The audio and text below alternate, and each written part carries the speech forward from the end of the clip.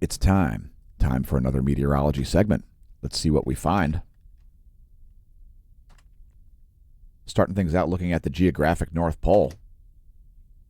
The jet stream. Not quite as chaotic as it was yesterday.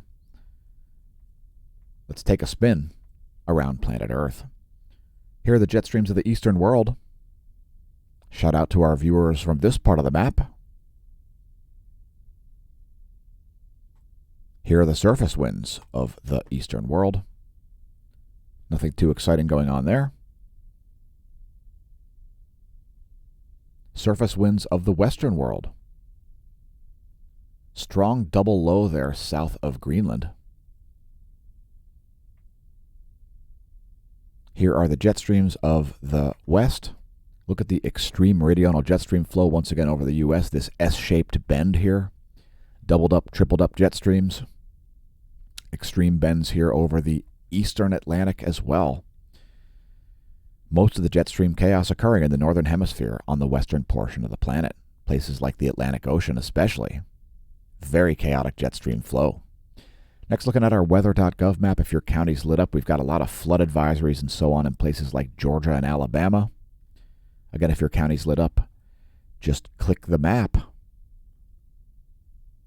Winter storm warnings and weather advisories happening in Alaska. Here's your NASA GOES lightning mapper. Quite a bit of lightning here in the eastern portion of the U.S. as well as Southern California there.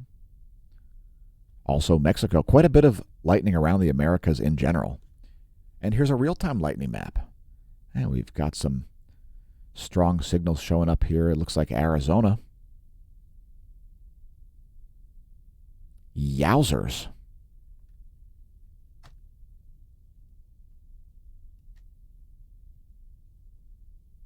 Some strong lightning strikes in the Grand Canyon.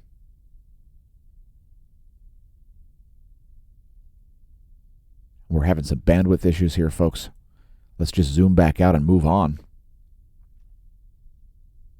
By the way, our meteorology segment received over 1,000 views on yesterday on BitChute.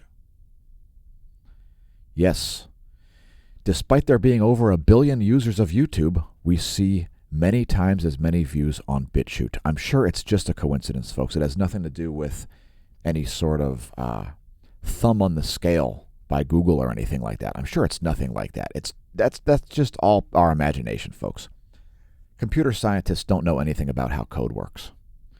All right, so let's move this forward.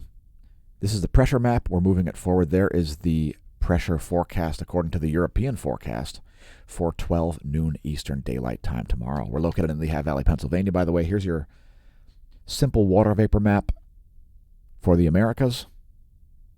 Quite a bit of moisture there over northern South America.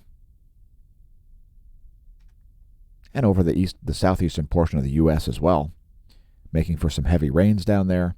There's your U.S. Doppler radar map. We'll zoom into the lower 48. Actually, we'll zoom into Alaska here for a minute. There you go. There's your Doppler radar for Alaska. And there's the lower 48. Here's what's going on in the cloud layer. It's too dark to see this at the moment, so we use a 3.9 nanometer radiation. And here's the water vapor map.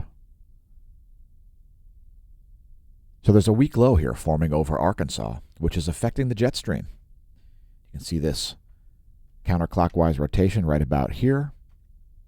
And it's going to cause a stagnation of all this moisture because normally the jet stream wants to move from west to east, and it's just simply not doing that at the moment. And that's what's causing all of that rain to stay in place where it is. Hopefully that helped. Here's a recap of the U.S. Doppler radar map. There's the cloud layer, and there's the water vapor. Thanks for tuning into our meteorology segment. I've been your host, Dan, a.k.a. smAsho, signing off from the Smash News Network, Least Busted.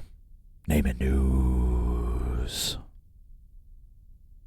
smAshomash.com/SmashTeam endorses this message.